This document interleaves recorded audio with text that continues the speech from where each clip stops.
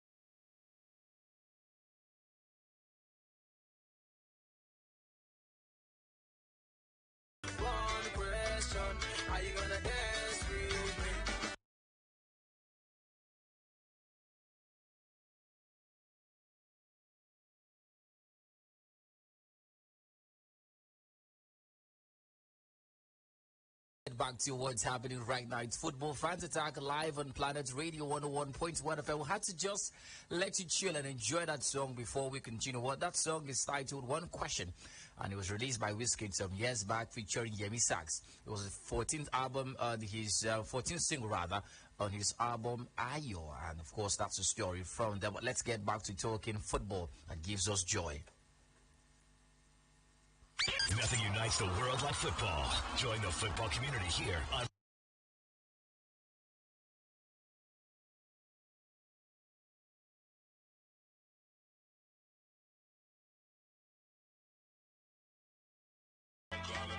All right, so the conversation starts right now. One funny tenant joins the conversation, by the way, and of course, the High Chief Bladen is also going to come soon, and together we'll do justice awards and plates and fun. The conversation starts from the home scene. NFF President Ibrahim Gusau has said negotiations are going on with Jose Caicedo over a new contract as a coach of the Super Eagles of Nigeria. Gusau disclosed that Caicedo's one-year contract ended last month, but due to the delay in the 2023 AFCON on which the contract was based, the NFF will now have to discuss a new contract with the Portuguese coach. He says, and I quote, his contract ended in July, and we're talking to him and his lawyers. We hope to conclude very soon, and a decision will be made based on recommendations of the technical committee. Well, we hear that Nigeria round up the qualifying campaign for the AFCON 2023 on the 10th of September in Uyo, Akwa Ibom State, when they take on Sao Tome and Principe. And according to what we're hearing, Caicedo should be in charge of that game. Well, it's been a conversation, a talking point since after the AFCON 2021 about the chances of Caicedo staying and how good is he as a coach of the national team. We've seen not so palatable performances with Nigeria as a coach, and there's really nothing, that we've not heard from football fans, from sack him to keep him and all of that. So where do you stand in the grand scheme of things for as to whether Caicedo should still continue as a coach of Nigeria Super Eagles team? Well, first of all, the contract talks is coming a bit late because you're talking about it expiring in July. This is August, precisely the 15th of August. So clearly the man is not the coach of Nigeria's national team currently. As I know. He's a free agent. Yeah, so I think it's coming a bit late, and it's usual of the NFF. They like coming late. So I think it's also great for them to actually have a plan. They are in talks with the lawyers of the man there, Jose Caicedo. I think it's a great one. But holistically speaking, now if you want to put Jose Caicedo's time as the coach of the Super Eagles into perspective, we want to look at it really.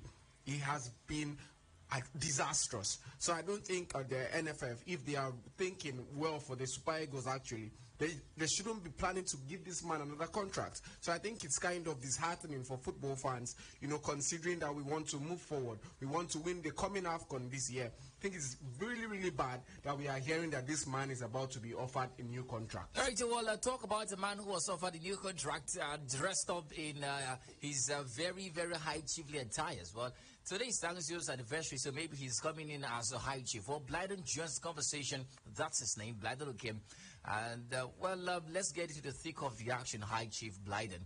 Jose Caicedo is in the news this afternoon, and we hear that the NFF President, Musa Gusau, has confirmed that negotiations are in place to extend this man's contract. But, of course, that is going to be based on the report of the NFF Technical Committee, which comprises of the likes of Augustine Guavon and the rest of them. Honorable mentions there. But as I told before, that we've heard nothing, there's nothing we've not heard from football fans, from keep him to let him go and all of that. So I'd ask you the same question I asked, but where do you stand in the grand scheme of things? So far, so good in 2023 for Caicedo. 3 games coached, 3 games managed Nigeria, and he's had 2 wins and the draw.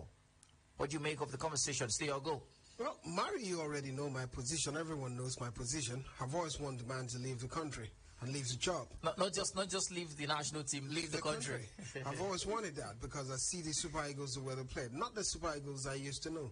A totally different kind of Super Eagles. But it's quite concerning because the next question you have to ask, Mari, would be this. Did the NFF have money to pay the coach, a decent coach for the national team? Yeah. Are we serious about our football? Because that's where the conversation is. Jose Caicedo was earning how much? About £75,000 a month. And at the end of it, they're still owing him salaries. It was the same thing with Randy Waldrum. And at some point, when I saw what Randy Waldron perform at the World Cup with the lads, you could even imagine maybe the problem might not necessarily be the coach. It might just be these folks who are in the NFF who are not doing the right thing at the end of it. And Jose Pizarro, but my guts tell me that Jose Pizarro will be retained. Now, you know why? Yeah. The reason is this. We don't have the money to pay a decent coach. Now, let's talk in tactics, Blyden. So far, so good. 9 matches and 456 days in charge of Nigeria's coach, 4 wins and 5 losses. And he's used a total of 37 players in the space of 456 days as a coach of the national team. When he came into the squad, when he joined Nigeria, he said he was going to make Nigeria great again. He promised to bring in a tiki-taka tactical philosophy, which sadly I don't want we are yet to see. I do not. We are yet to see. But looking at the pitch of play, looking at his performance, not just games won, games lost. Let's talk about players drafted into the team, development of players, and of course how many home-based players have been able to get an opportunity in Pesero's time, in Pesero's team rather, as a coach of the national team. Do you think that he still deserves to stay as a coach of the side? Not at all, not at all. I could even go back to his job with the Venezuela national team. This man has always been a disaster waiting to happen. I don't know when the NFF will finally see it that way, because this man has gotten us from the lowest of lows. We keep discovering new lows. Every time we feel it has gotten lower, we find out there's another depth to it. It reminds me of trading. He said a new low.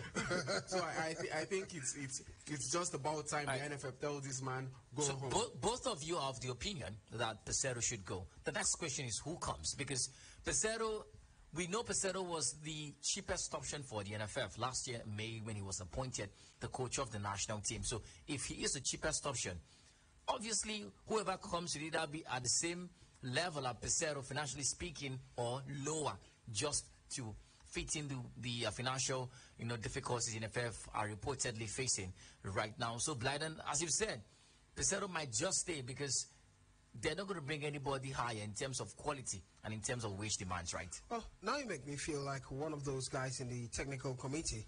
It's a headache. They should be having this headache, not me. But right now, the way it is, Mari, based on financial consequences, my guts tell me that Jose Pizarro would still be around. Here's why. The man understands the system. You see, you've not heard Pizarro complain. He's not complaining. He's not saying anything. So he understands how things work in Nigeria, and most likely he might not be given a new contract, and yet he might just take Nigeria in the next game, the last game against Principe and Sao Tome. 10th of September. I think it might just happen. All right. You never can tell. November is coming for the World Cup 2026 qualifiers. November 13th, thereabout, moving forward to that period to November 21st. We might still see Jose Pizarro being the coach even without a contract. So I think Pizarro would still be around, but is he the best option for me? I do not think so. Can NFF pay my best option? I do not think so. So what's your best option, What is the Blyden? fix? Well, I want to see basically a decent coach. Even the French coach, the French women's coach, I want to have him, Harvey Rana. Our man is going to demand a lot of money from Nigeria. Because he's coached Saudi Arabia, he's coached the French They women's defeated Argentina at the World Cup. That's a lot. He's coached Zambia. Zambia is not a problem because they're lower than Nigeria one way or That's the what I'm other. saying. If Zambia could afford him, why can't an NFF? Zambia has coached Ivory Coast. Do you think that his price, as when he coached Zambia, is same as his Of course price right he's now? not, Mari. He's Definitely. Not. So the NFF, He's playing big stage now. the NFF is not going to pay that money. I do not think he'll even want to come to Nigeria. Unfortunately. Well, that's the story. Look at the man's career. Look at the man's career. Yeah. It was the time he was dangling around Africa. Ivory Coast, Zambia, and the rest of them. And the rest. And won trophies with all these countries. We're talking about the Nations Cup. Yeah. And now he's progressing. When you start leaving Africa to Saudi Arabia, Middle East, that's where the money is, man. Come on. No. And then you are coaching French national team. You're talking about He's projects. closer to having a coach, to becoming a coach of a club side. Yeah. That's it. No, I think it's about the project now. If you could coach Saudi Arabia, come on, Nigeria has a lot of prospects. Nigeria is no project. No, but here's the thing. Let's understand. We're talking about money. Let's understand something here. We're forgetting that we're talking about Nigeria. Nigeria, the NFF that owes coaches salaries. That is the conversation. We're talking about the stories of coaches not properly treated. So we're talking about a country, Mari, that decided to choose the less qualified coach because he'll collect less money. So that's the conversation, sadly. All right, so we'll wait to see what happens. The NFF has said they might just decide to keep the man at the end of the day. But it's a conversation that's evolving. We'll look towards getting a clear picture as to whether this man stays or leaves the national team. But of course, let's move on to Europe and talk about something more enticing, you would say.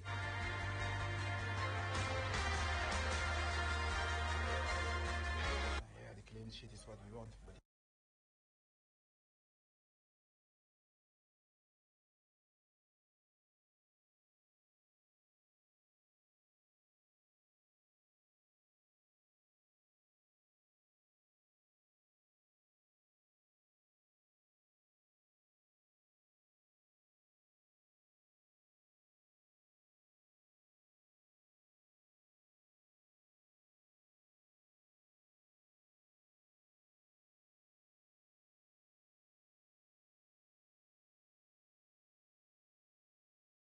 In victory. The man is a Cameroonian. He's from a country that speaks French, particularly, and spends time in Netherlands and Italy. So English might just be a little problem. I wanted to say, when you win in a scrappy weather where they win, that was victory. Definitely.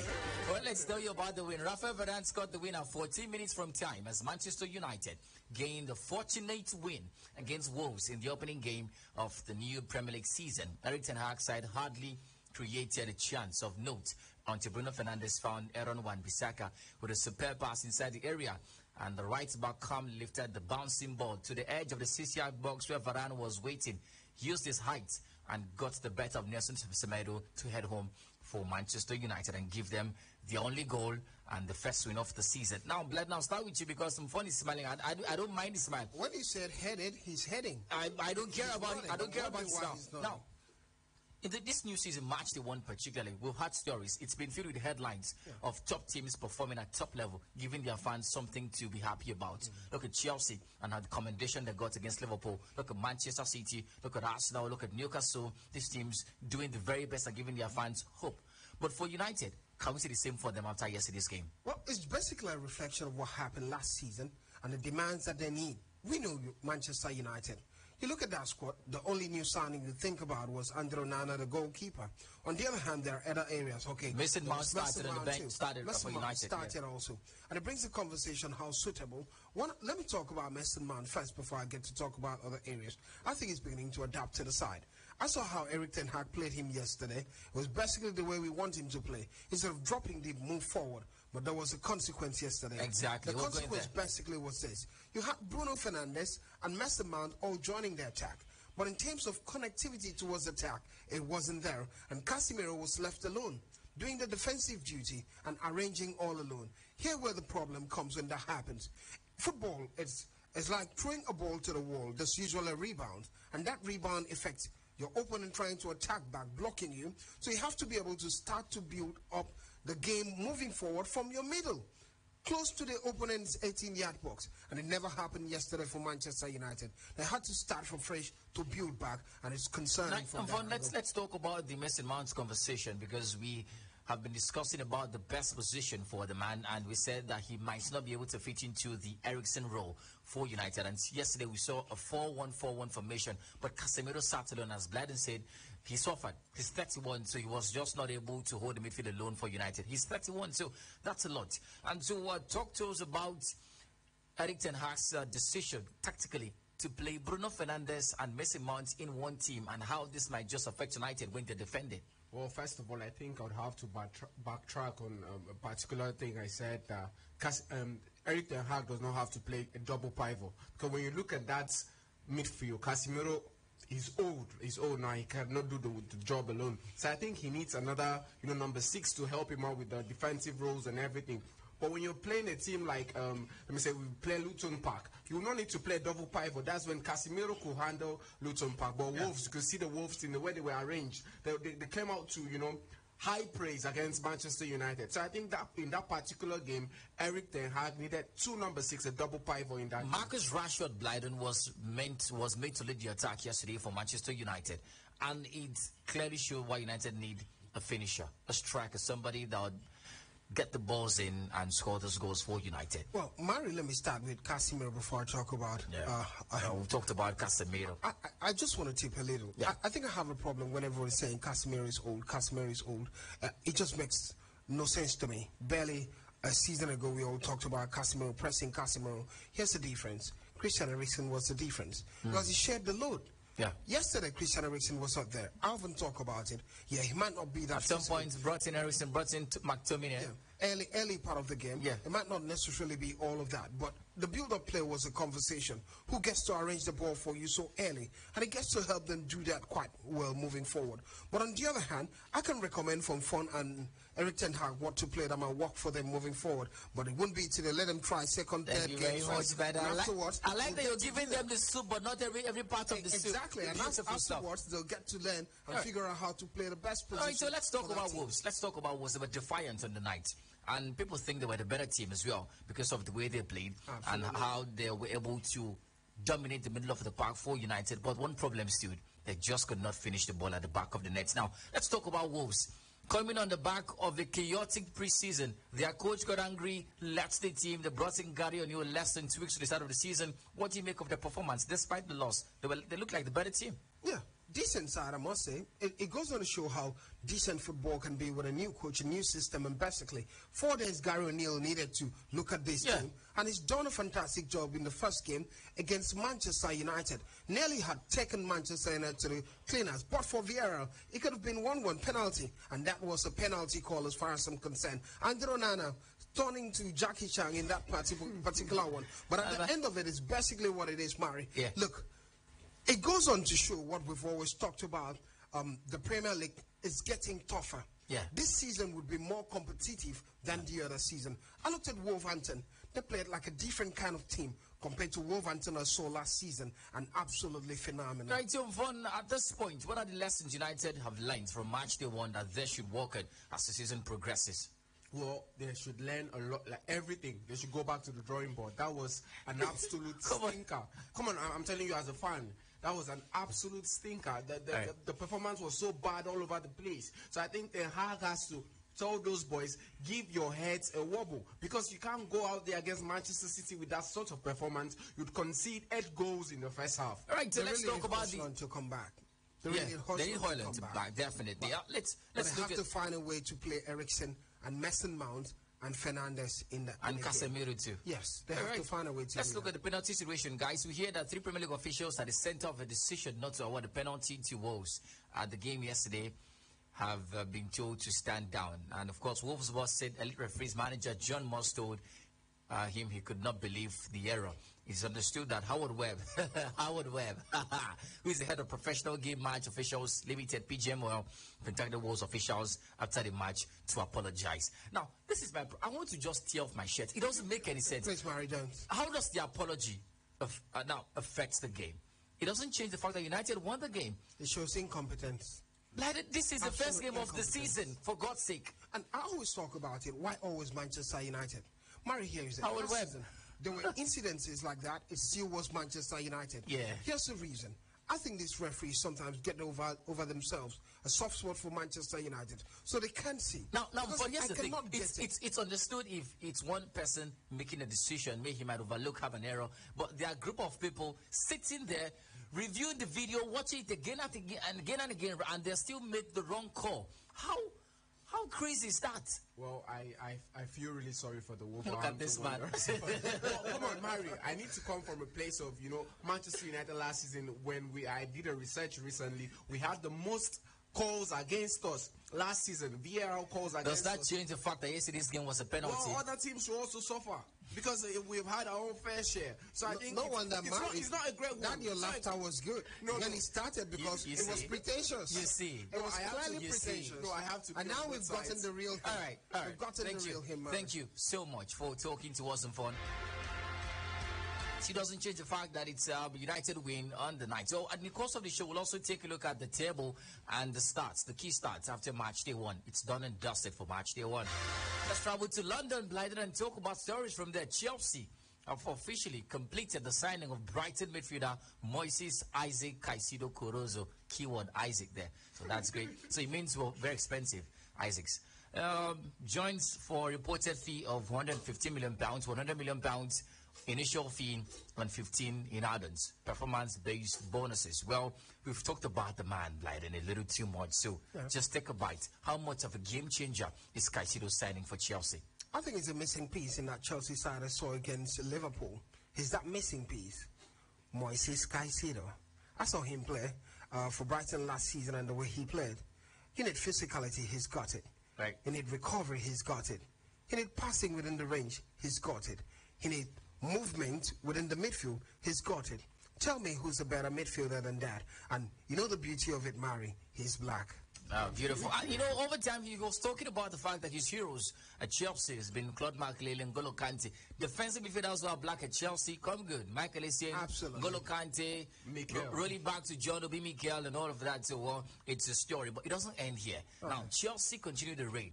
They want to get Romeo Lavia, from Southampton. This youngster, Liverpool had offered £60 million for the man, but the man has categorically said that he wants to join Chelsea. Now, before we talk about the stories and why players want to join Chelsea over Liverpool, Lavia, Caicedo, too little, too much squad or strength in depth. What do you make of it, Ford? Well, you can never have too much squad. Come on, you need squad that you're playing in the Premier League, the toughest league in the world. Right. You're seeing ACL injuries up and down, left, right, center, as if you're sharing donuts to kids. So I think it's a great one if Chelsea wants to get in players that could fight for their spot in the team. So I think it's a great one getting Romeo Lavia and Moises Caicedo. Now, Blighted, this is for you. Caicedo, right, had almost joined Liverpool, but he categorically told Liverpool, I want to join Chelsea. Nzonka. Liverpool brought, initially, they were dangling with £46 million. They brought 60 for Lavia. That was £10 million more than the initial asking price Southampton had placed. Lavia had told Liverpool that he wants to join Chelsea. So what exactly is your attraction at Chelsea? And why are players picking Chelsea over Liverpool, Blighted? Well, I want to start this way from the very simple part everyone would want to look at. Nzoka. Money. Okay. Money. Good deals. Chelsea have a culture of giving better deals compared to Liverpool. We remember the story of Sadio Mane. And especially, I know you people will say I shouldn't bring race into it, but this man is black. And you look at it, Mario. In Chelsea, black players get to do well. Yeah. No matter who you are. You never hear a story that a black player came one season wasn't good. Even Lassana Diarra, he had to leave Chelsea to Real Madrid. Right. So that's a conversation. You're always going to be functional. Then after watching Chelsea against Liverpool, what would you choose, Mari? Chelsea, definitely, after watching that first match. So I think Romeo Lavia, here's where I rate him now. He's a decent footballer. Right. Moises Caicedo's had some better indices compared to him. Well, he's a younger player. Last season, Moises was in Brighton. Yeah. He was in Southampton, yeah. A different level. But I think it's a little bit. Give him 2-3 years, he'll just be like Moises. So money is the major attraction. Part of it. All right. So let's talk about, Lavia and the potentiality of getting regular minutes in Chelsea. Between Chelsea and Liverpool, where is he going to likely play more regularly? Well, it's obvious. It's Liverpool. They don't have a defensive midfielder right now. Chelsea has Leslie Ugochukwu, and now they've brought in the man Moises Caicedo. So why is he going to Chelsea then? Well, I don't know. I think this man loves fighting for his sport. He has a fighting spirit in him. So I think it's going to be great for the man there to go in. He's 19 years old. Yeah. 19, so he still has a lot of years ahead of him. Something could happen and he becomes number one choice. You never can tell. Final question on the Caicedo Lavia story, Blighted. Is there a chance, tactically speaking, that we can see Caicedo, Romeo Lavia in the same starting lineup? Why not, Mari? That's a perfect lineup for me. Right. Caicedo. How's it going to work? Come on. Two hardcore midfielders in the middle. That's what. And they're young and ready. And you just have Enzo Fernandez and the other one passing the ball all around. That's the beauty of midfield football. I see you're happy, Blighted.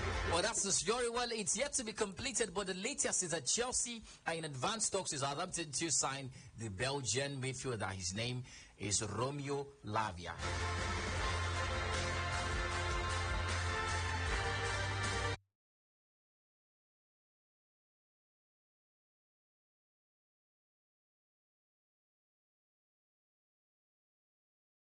Media space recently. Chelsea this season already have spent a little over £200 million in additions to their side. Yeah. And the concerns football fans are asking, how is Chelsea escaping FFP rules? As a matter of fact, the last 3 seasons, Chelsea have spent a little over €900 million in player acquisitions. Yeah. That's a concern. But how is Chelsea meandering the way around FFP rules and signing players with very big money? All right, this is how it works, Mari, because in recent times, clubs like Manchester United have suffered that deal, and I see the likes of Arsenal trying to go to a tricky part.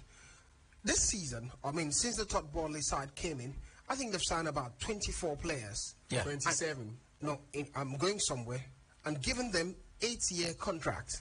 24 players on that 8-year contract, thereabout. That's the conversation. And if you look at the amount of money in terms of pounds, it could amount to about 800 and something thousand pounds in amount. But this is what they've been able to do. A shrewd businessman, I must say, Todd Bodley, when he started it, everyone thought about it. Who's given a player 8-year deal? And they found a way around it to be able to be paying the money every year for 8 years. So, for instance, you know, they have they spent maybe the player signings, you know, amounts to 800 million pounds, you know, but they've given how many players right now? Each player gets 8-year contract. So 800 million pounds divided by 8, that's 75 million pounds. So that's what Chelsea pays in a year. Basically, something of that amount. So if you look at the amount of money that Chelsea has spent based on their account book, it's basically around 100 and something million pounds. Right. Because they're not spending humongous amounts of money at one blow. They're spreading the payments at the cost of 8 years. Absolutely. And it makes the difference.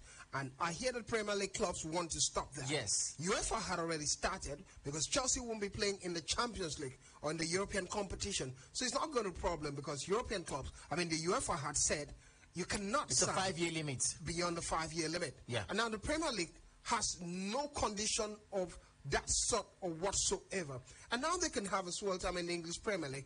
I do not know what happens if they play quite well and begin to qualify for you. Well, we hear the Premier League are considering closing the financial fair play contracts loophole that's been successfully exploited by Chelsea, bringing in their accounting rules in line with UEFA's from next season. So that's going to come from next season.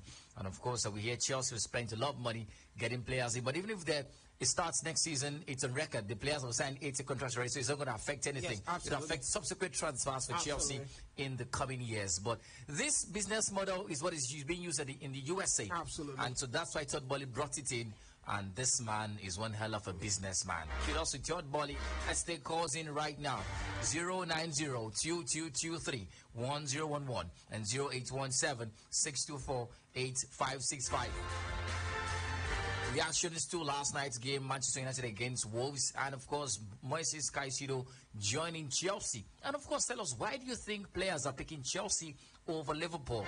Tell us right now. 090-2223-1011 and 0817-624-8565. The first batch I take, the subsequent batches you take, ladies and gentlemen. Hello, good afternoon, Arizona, and everyone in the studio. Welcome. Yes, this is Xavier calling you from you. Welcome, Xavier.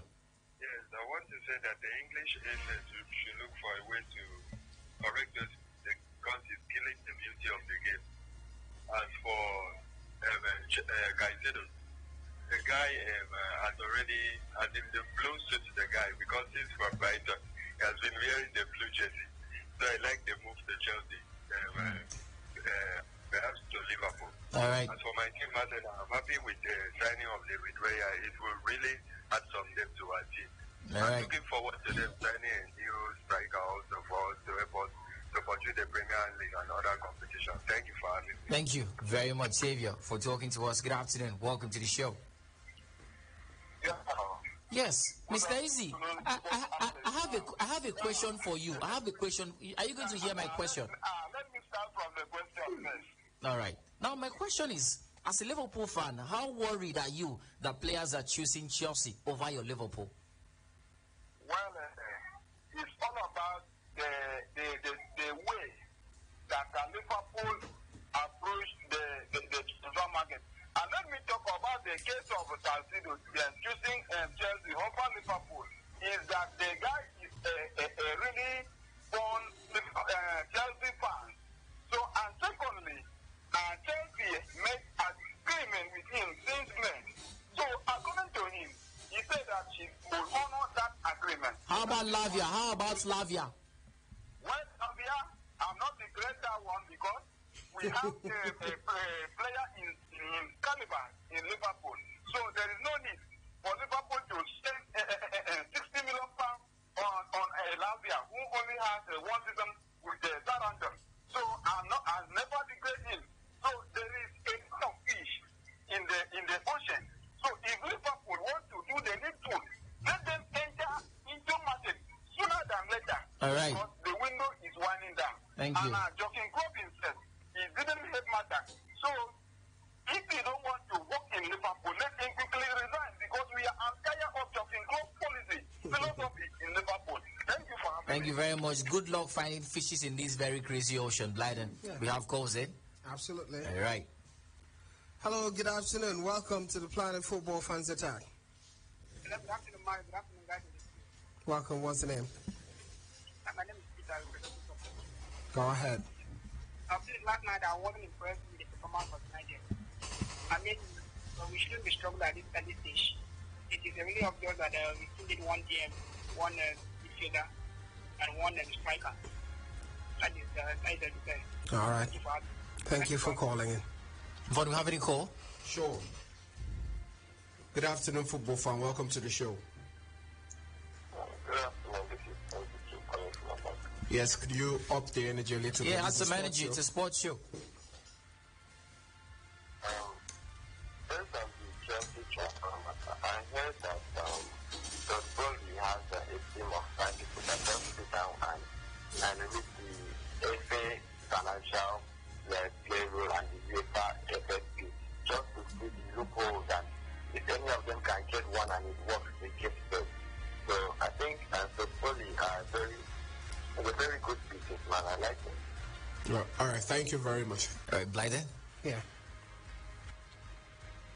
Hello, good afternoon. Adi. Okay, welcome. Oh my God. Adi, let's join hands together and join minds together and pray to God so that He can remove devil from our football. You need prayer. You need prayer. How can you start a match? Look at common wolf. You are playing wolf 14 against 11. What does that mean? What does that mean? It's not good. At all. Don't cheat. Because God is watching. Bye-bye. Bye-bye. Thank you very much. 0817-624-8565 0902-2223-1011. And this, we'll also take comments from Facebook very soon. Hello, good afternoon. Welcome to the show. Yeah, good afternoon, Clarence. It is me, Victor Marazona. Let me talk about the contract extension of the Joseph Caicedo. All right. I want to say that the NFF have not bodied that. They always, even the way they sign the contract, they want to pay you for 3 months. They don't pay. And now you don't understand who's the fault or it's from the NFF. But let me say that even some of the coaches that they're doing, some of our football in Nigeria has grown too bigger. So it's not the kind of coaches that we're supposed to bring to our football. So for Joseph Caicedo, since he came, he actually tried, but I don't see that man winning a trophy for the club. All right. So the NFL is supposed to have paid that man off and let a good quality coach. That's my thing. All right, thank you very much. All right, so Blyden takes one and then we head Hello, to Facebook. good afternoon. Right. Good afternoon. Am I on to Arizona? I'm Blyden. Yes, you are. What's the name? Okay, I am Sikan Solomon calling from Wangiba. All right, go ahead, second. So I'm a Manchester United follower. So sometimes you see referees do make mistakes, but you know, if you go back to that match that we are all talking about, as I died yesterday, we had there was a call for penalty for Man United, understand? I thought this is why the referee ruled it out.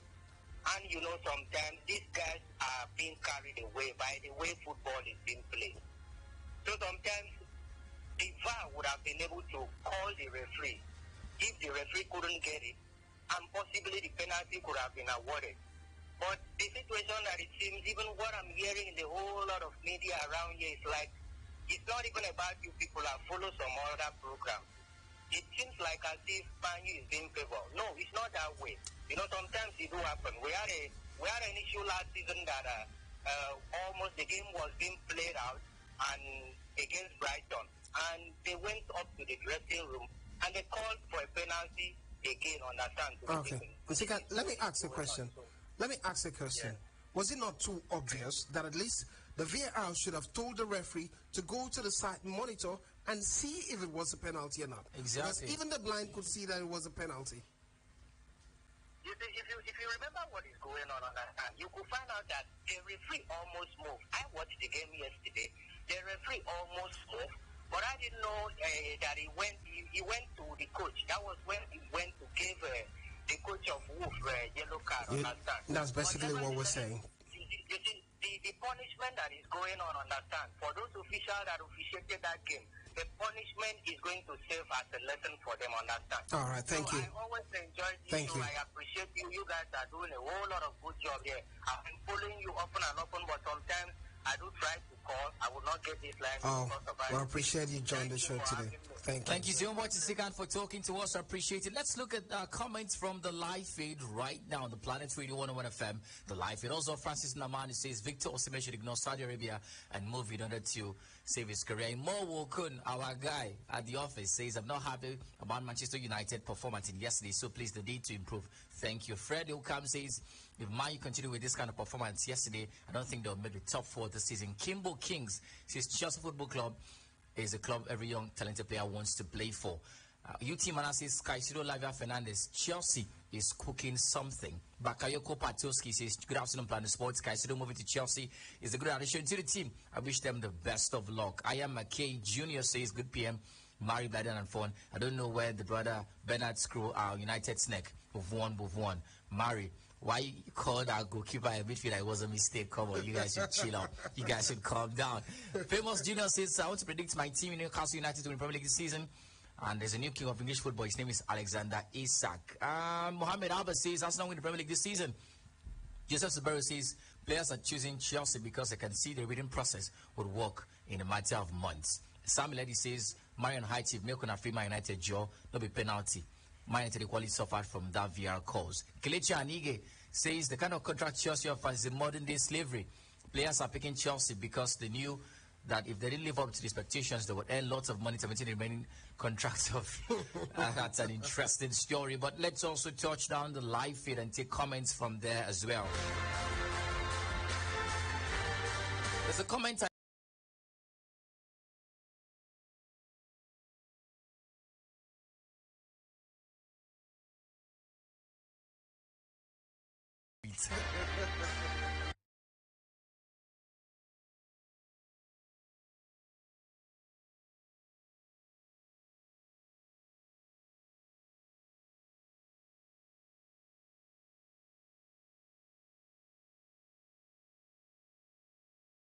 Second, Chelsea pays better weekly wages than Liverpool. Third, in all the big 6 clubs in England, black players only excel in 2 clubs, Chelsea and Arsenal.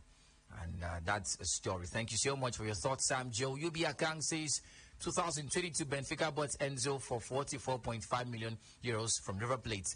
2021 Brighton bought Caicedo for 4.5 from Independiente. 2023 Benfica sold Fernandez for 121 million euros to Chelsea, and the same year Brighton sold Caicedo for 133 million to Chelsea. The 2 most expensive midfielders are both from South America and will play together at Chelsea. Standing Stanley says, please let me rest. Let them rest because Chelsea project attract a lot of players, which I believe they are going to hurt so many teams in 2 years' time. No one would love to play against them. I remain blue, and not only blue, but blue till rapture. Prince Oscar says, my name is Oscar from Moron. I really appreciate my team Chelsea, the way they played against Liverpool on Sunday. And Caicedo joins us. Places Lavia coming to Chelsea. You don't know yet. Augustine Bennett says, good PM, guys. Caicedo is here. I really can't wait to see him play on Sunday. Nekbeno Bassi says, good afternoon, sports. I want to use the opportunity to wish my Darlington City the best against Sevilla. Steezy Flex says, I don't have much to say at this movement. I'm just happy. Wondering how my team Chelsea, without European football, is seducing many young talent. And all Bong dances, I don't know who they see some of them to go to Chelsea. It's a really long list of comments, but I'll continue after the transfer round. Well, we hear, by the way, that David Raya of Blyden has joined Arsenal on a season-long loan deal and an option to sign permanently for 27 million euros. Now, here's the shocking thing. Liverpool, was it Liverpool? I think it was Liverpool. Offered how much? 40 million euros. Was it Liverpool? Was it Manchester United? I think one of these teams offered Raya a chance. It was Bayern Munich. It was Bayern Munich, right? Offered Raya a chance. They offered 40 million euros. Brentford rejected it, but have gotten Raya on loan, 30 million euros. Now, what do you make of this story? Aaron Ramsdale plays threatened or just good competition? I think good competition for Arsenal because you always look at it. When the first choice goalkeeper has some issues, who steps into that shoe? That's the conversation. But good competition for both sides. It means that the goalkeeper has to be top-notch week after week in order not to lose his place. That's basically for me. I love what Arsenal are doing, one word or the other, Mari. They're having a thick squad now, and to become a big club, you need a thick squad. Right. From West Ham United's move for Maguire has stalled due to the uncertainty over whether the defender is prepared to join the club or not. We heard last week that a £30 million bid was agreed for the man, but that is just what we've heard so far. Now, the stories around the media space that Maguire wants £50 million payoff, which United are not willing to give to him right now, but that's the back and forth so far. Well, for Maguire, you're not assured of a starting berth. Why don't you just leave? For your sanity's sake. Well, it shows the state of Maguire's head right now. It's not about football anymore. He just wants the money. Because if he wants to play football, he would go to West Ham. You're being assured of quality football time. And you are saying, no, I need money. I think it's just about money now for him. And we've seen it. So as football fans, we need to find a way to kick this man out of Old Trafford. This guy is not saying the thing out of sheer analysis. This is pure pain and bias. Yeah. Manchester United is a big club. Leaving Manchester United, West Ham, you're going down the train. Absolutely. That's basically it. And then, inside your contract, you had a clause. If you qualify for the Champions League, you have to pay him a certain amount of money. And you have to let this man go. You have to pay him a certain amount of money. Meet the terms of the contract. Before That's basically what it is. Right. That's it. Talk about terms. We hear Spain. This is their term. The women's national team of Spain have now qualified for the final of the FIFA Women's World Cup blind. They defeated Sweden 2-1 this morning. Paraluelo and Carmona were the goal scorers for Spain. Blomqvist scored for Sweden in a consolation story, but all three goals were scored in the space of 9 minutes. Just so you know, Spain defeated Sweden to qualify for the final, and it's a story. They face either England or Australia in the final on Sunday in Sydney. England take on Australia later tomorrow. That's the story. Congrats to the Spanish women's national team. Now, the story of this young star, Calma Paraluelo, reminds me of Linda Caicedo. Okay. You know, Paraluelo played in last year's on the 17, scored in a debut, played in on a 20 the same year, scored on a debut too, and has now played for the national team, scoring and leading them to the final. A beautiful story. Yeah, what a talent. Generational talent, you might have to call it. Because when you have that level of progression in quick succession, is it up to 1 year or 2 years? Yeah, that's what we're talking 2 about. years, yeah. And he's playing in the World Cup, at the biggest stage of the World Cup, and is getting to the final of the World Cup. That is what we're talking about, talent in there. All right, so let's look at the Premier League table. We promised to do that for you. Well, after match day one, Newcastle stayed top, 3 points. Brighton second, 3 points. Manchester United third, 3 points. Arsenal 4, 3 points. Crystal Palace fifth, 3 points. Fulham 6, United 7, all on 3 points. Well, I'm a little over 1, 2, 3, 4, 5, 6 teams are on 1 point. That's Brentford, Tottenham, Bournemouth, Chelsea, and Liverpool. And the rest have got 0 points. Nottingham Forest, Everton, Sheffield United, Wolves, Luton Town, Burnley, and Aston Villa. The highest goal scorer so far after match day one. Erling Haaland, 2 goals. Isak, 2 goals. We'll stop there. Highest assist. James Maddison, 2 assists. We'll stop there. The rest have 1. Highest passes so far. The man with the highest passes is the man William Saliba, 130 passes in that game against Nottingham Forest. Well, most clean sheets stands at 1. That's Sam Johnstones of Crystal Palace, Bedlen of Fulham, Onana of United, and Ederson of Manchester City.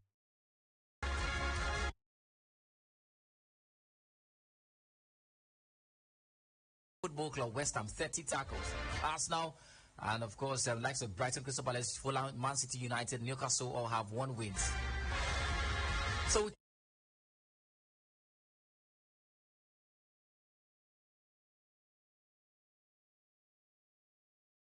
Hello, good afternoon. Yes, and go ahead. I have Nigel, I'm so disappointed in Brighton. I'm so disappointed in this. Okay, what did I do? This is a special comment concerning Liverpool about the black player. If you talk about the black player, tell me the team that produced the best player in Africa. I think you're accusing me wrongly. I never said anything regarding Liverpool. I only said Chelsea is the best side regarding black players. Neither did I say Liverpool is a bad side. You interpreted my words. Come on. Go ahead. If you want to, yes, if you want to talk, maybe you say that because I'm not see the time at Liverpool, but then it's a 19 years old player, and the player will come and be a starter in Liverpool. Okay. Not seeing that thing But you people don't pay well now. You people don't pay well now. I will agree with you for that, but if you talk about the black player, Liverpool is the best team who produce the black player. Okay. And they love a big black player. All right. So that's my thing. Thank you. Thank you so much, Yvonne. You're on. No call yet. All right, no call yet. Well, let's just give shout outs on the live feed. Thank you, Fred Ukam, YouTube Mana Bakayoko Patioski. Thank you, Famous Junior, Kufreo Van Persie.